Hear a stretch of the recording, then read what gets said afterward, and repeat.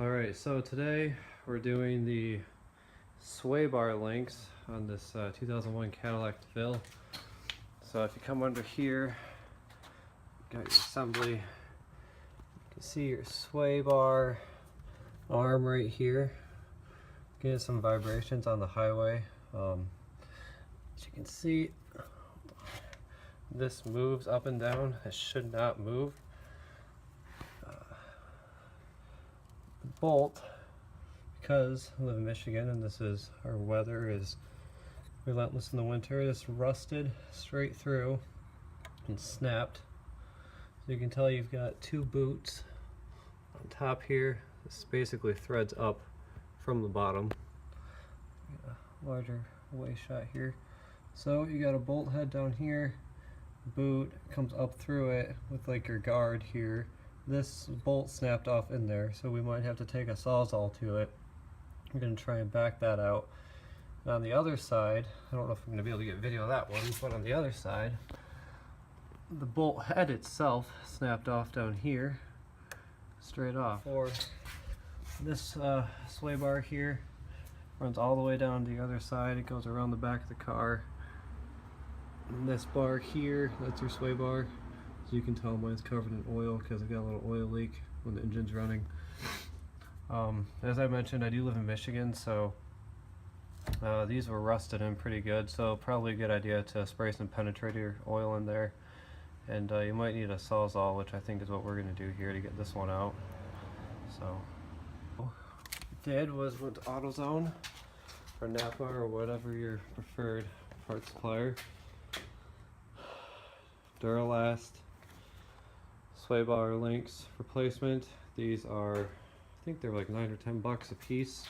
Not too bad. You can find basically they're all relatively the same price, kind of inexpensive fix here. So let's pull that out here a second. So this is what we got. It's your replacement little nut on top. This will slide apart. When you take this apart, make sure you're careful so you know what order these go back in. Just stack them up here. Perfect. And then all this slides off, so what you would do is slide all of it off. You'll have your bolt. Stick your bolt back up through it, put everything back on, and hold it down. Also, another side note, make sure you always use a jack stand, never just use the jack by itself. Common knowledge, but a lot of people still don't do that. Have the jack as a backup at a support point, wherever that may be. Alright, so here we are with the finished sway bar link. As you can see, it's back to how it should be looking. There's the order. I'll throw up a picture here on the screen of what order the rubber mounts go to.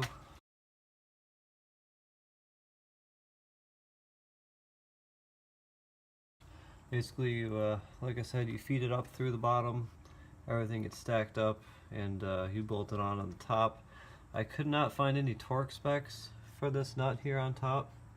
So what I found on other people doing with their sway bar links is they would basically, you need a wrench and a socket to hold the bottom, and then one on the top, and basically you're just gonna tighten it until the rubber boots start to compress, and you can see them bulging out past the washers there. You can back it off a little bit, and then that'll be good. One thing you do have to do, because the suspension needs the weight on it, and you will have to bring the sway bar and the lower control arm closer together so that you can fit the bolt on, is I took our jack, and then you're going to want to put it on the lower control arm, not on the rotor, and basically jack it up so it is just barely off of your jack stand here.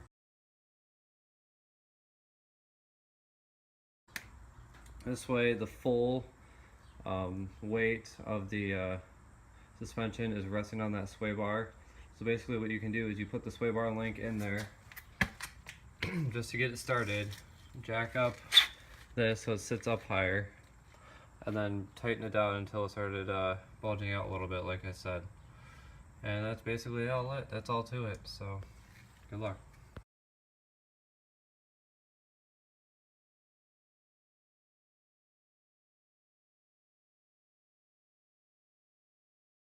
One other quick note, we did have to use a Sawzall.